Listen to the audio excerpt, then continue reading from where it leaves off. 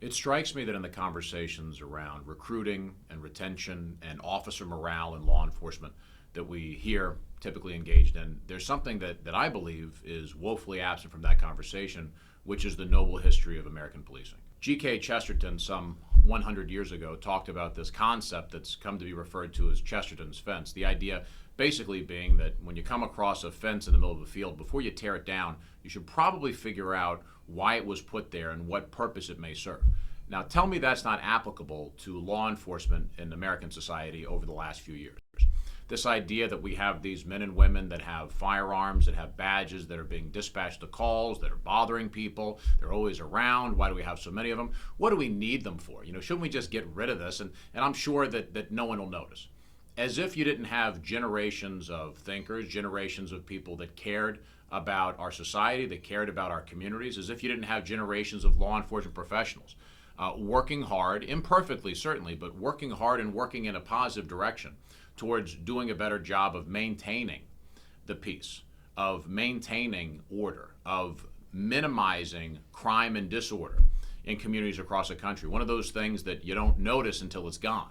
The idea that we're simply going to remove from that equation the role, the vital role of law enforcement officers on the beat, responding to calls for service, acting proactively.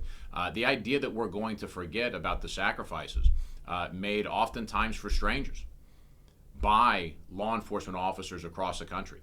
If we don't tune up the game that law enforcement leaders are exhibiting when it comes to bringing people into the profession and keeping people in the profession with the mindset that this is a noble profession and that it makes sense to go the extra mile, it makes sense to do the difficult thing, it makes sense to do the right thing, I don't think anyone should be surprised by dwindling numbers in terms of recruiting and retention, and a dwindling sense of urgency and a dwindling sense of any obligation to act in the face of the challenges that law enforcement officers are facing across the country. If you have a concern about depolicing becoming the new normal, if you have a concern about lack of motivation just becoming status quo, then we should be talking about how we got here.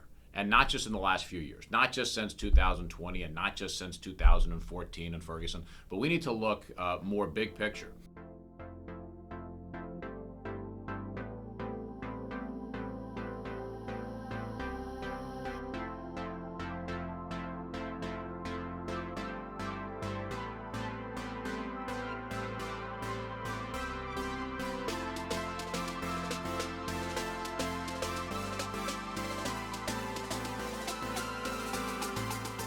If we are to see a capitulation or even a silence in the face of this narrative that American policing has since its inception been bad and has not been an overwhelming force for good among different communities where people were suffering, where people needed the help of someone to protect them in a way that they couldn't protect themselves. A failure to engage in that is a serious failure, not just a question of, well, this is all history, who cares? If we don't know where we've gone, it's very difficult to figure out where we're going.